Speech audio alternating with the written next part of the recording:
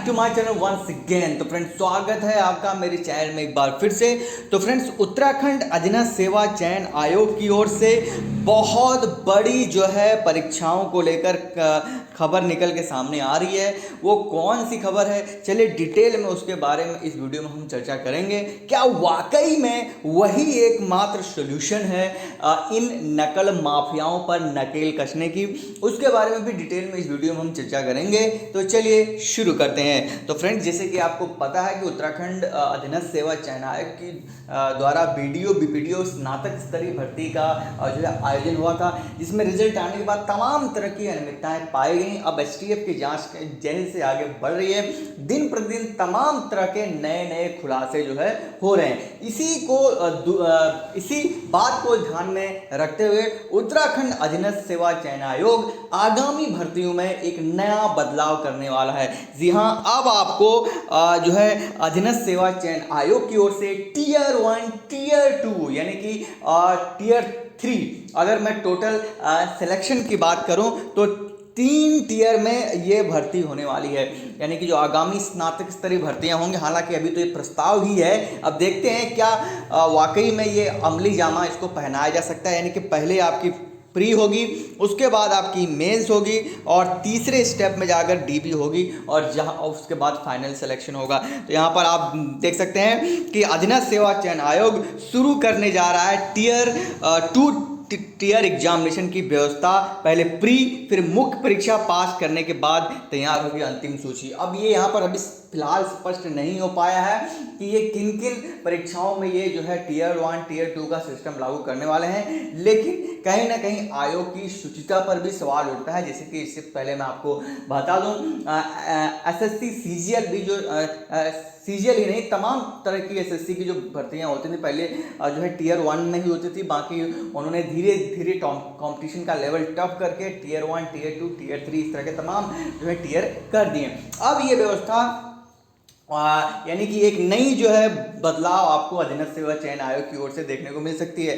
क्या वाकई में ऐसे स्टेप से जो है नकल माफियाओं पर नकेल कसी जा सकती है? एक बड़ा क्वेश्चन मार्क है। इसका जवाब आप जरूर कमेंट सेक्शन में मुझे दीजिएगा। चलिए बात कर लेते हैं, लेकिन यहाँ पर सबसे पहले उत्तराखंड अधीनस्थ सेवा चयन आयोग के जो सचिव हैं संतोष बडोनी जी, उनकी बाइट सुन लेते हैं। उन्होंने क्या कहा कि अभी तक हम केवल एक परीक्षा कराते हैं जो कि बहुविकल्पी प्रश्नों पर आधारित होती है।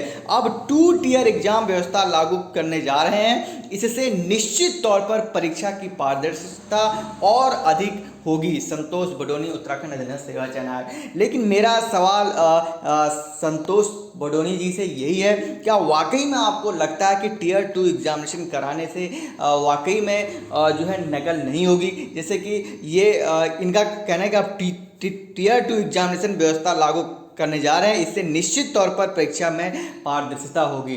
तो यानी कि आपको टीयर 1 एग्ज़ाम, यानी कि जो अभी आपकी करंट व्यवस्था है, उस एग्ज़ाम को कंप्लीट कराने में ही आपको 3 साल लग जाते हैं। अगर आप टीयर 1 टीयर 2, उसके बाद फिर रिजल्ट, फिर डीबी, फिर प्रत्यावेदन, इस तरह का आप अगर पूरा सिस्टम करेंगे तो फिर तो आप 6 साल से पहले, यानी कि आपकी हर परीक्षा, यानी कि अधीनस्थ सेवा चयन आयोग की ओर से जो भी परीक्षा आएगी, जो भी भर्ती आएगी, वो पंचवर्षीय होगी। ये आप लिख के ले लो। जिस तरह से उत्तराखंड अधीनस्थ सेवा चयन आयोग में लोग बैठे हैं, अगर सही तरीके से अगर भर्तियों को रन कराया जाता तो मुश्किल से मुश्किल ज़्यादा से ज़्यादा 1 से लेकर 2 साल के अंदर भर्तियाँ खत्म हो जानी चाहिए। बाकी आप क्या सोचते हैं इस टीयर से, मुझे कॉमेंट सेक्शन में बताइएगा जरूर। तो यहाँ पर आप देख सकते हैं, स्नातक स्तरीय परीक्षा में पेपर लीक की घटना के बाद अब अधीनस्थ सेवा चयन आयोग एक पेपर की व्यवस्था को खत्म करने जा रहा है। इस संबंध में आयोग जल्द ही नए दिशा निर्देश जारी कर सकता है। अब आप देखना, इससे पहले जहां तक मेरी नॉलेज है, आई थिंक SSSC में किसी भी आयोग ने जो भी है राज्य बोर्ड ने टीयर 2 सिस्टम लागू नहीं है। हालांकि वो लोक सेवा आयोग की बात अलग है, लेकिन ये जो ग्रुप सी और ग्रुप डी की इस तरह की भर्ती परीक्षाएं होती हैं समूह गौ की, कहीं पर टीयर 2 का कोई भी सिस्टम नहीं लागू है जहां तक हमको याद है। बाकी अगर कोई ऐसा एक्स्ट्रा ऑर्डिनरी है तो आप कमेंट सेक्शन में बताना जरूर।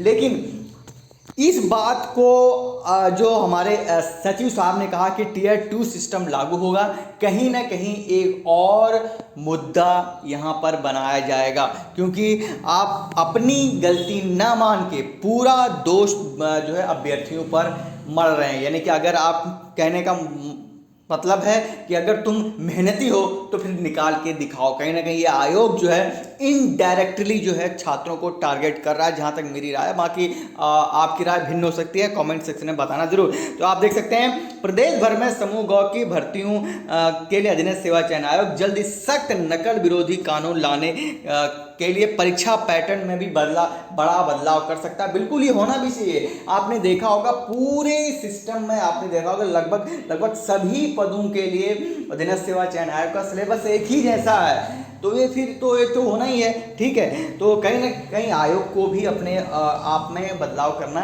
जरूरी है। तो आप देख सकते हैं कि वह केवल एक परीक्षा आधारित होगी। एक परीक्षा के पास करने वाले को डॉक्यूमेंट वेरिफिकेशन होता है, इसके बाद उनकी अंतिम चयन सूची होती है। लेकिन आयोग के जो अध्यक्ष हैं उन्होंने कहा कि अब जो है 2 टियर एग्जामिनेशन व्यवस्था लागू होने जा रही है। इसमें किसी भी भर्ती में पहले उम्मीदवारों को प्री पास करना होगा, उसके बाद मुख्य परीक्षा पास करनी होगी और तब जो है डॉक्यूमेंट वेरिफिकेशन होगा। ऐसी होगी परीक्षा की व्यवस्था। आप देख सकते हैं कि टियर, हालांकि यहाँ पर उन्होंने सारा जो है अमली जामा पहनाने की कोशिश की है। यहाँ पर आप देख सकते हैं किस तरह से यहाँ पर टियर 2 का एग्जामिनेशन होगा। वो भी उन्होंने कहा है कि 2 टियर एग्जामिनेशन पैटर्न में जो पहली परीक्षा होगी, यानी कि वो उसमें ऑब्जेक्टिव होंगे टाइप प्रश्न पूछे जाएंगे। अभी तक आयोग सभी परीक्षाओं में केवल एक यही प्रश्न पूछता है जिसमें पेपर लीक होने के चांसेस ज्यादा रहते हैं। लेकिन अब प्री परीक्षा पास करने वालों को मुख्य परीक्षा देनी होगी, जो कि लिखित परीक्षा होगी। वाह क्या बात है। मतलब अब सोचिए आयोग पूरी तरह से, अगर जब आपको यही करना है तो फिर लोक सेवा आयोग से दे लो, पीसीएस रैंक के हो गया तब। ठीक है, मतलब कहीं ना कहीं आयोग अपनी नाकामियों को छुपाने के लिए अभ्यर्थियों के सर ये पूरा बात मढ़ने की कोशिश की जा रही है। यानी कि जिस तरह से ये कोई पैटर्न नहीं होता है कि आप अपनी नाकामियों को छुपाएं और अभ्यर्थियों के सर जो है पूरी चीज़ मढ़ दें। तो यहाँ पर उन्होंने साफ साफ कह दिया है कि भविष्य में ये व्यवस्था बहुत जल्द लागू होगी, जिसमें टियर 1 में तो एमसीक्यू आएंगे, लेकिन टियर 2 में आपको पूरी तरह से डिस्क्रिप्टिव यानी कि ऐसे टाइप की चीज़ों को देखने को मिलेगा। यहाँ पर साफ है। लेकिन प्री परीक्षा पास करने वालों को मुख्य परीक्षा देनी होगी, जो कि लिखित प्रकृति होगी। इसे केवल वही छात्र पास कर पाएंगे जो कि अपने विषय में गहराई से जानकारी रखते हैं। इससे नकल जैसे मामलों में भारी कमी आएगी। तो ये तो कहना है हमारे जो सचिव साहब हैं उनका।